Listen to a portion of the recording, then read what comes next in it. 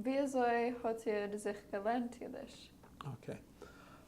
Ich habe gelernt Deutsch in der Universität. Und später habe ich gelernt ein bisschen Yiddish. Ich habe gewollt zu lernen Yiddish. Aber in Denver, es ist nicht kein Lehrer für Yiddish.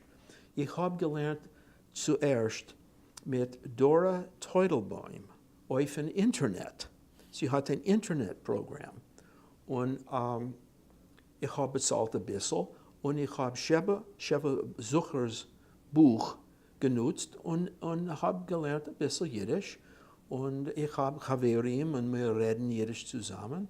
Und es geht ein bisschen. Für was hat gehabt ein Interesse in Jiddisch?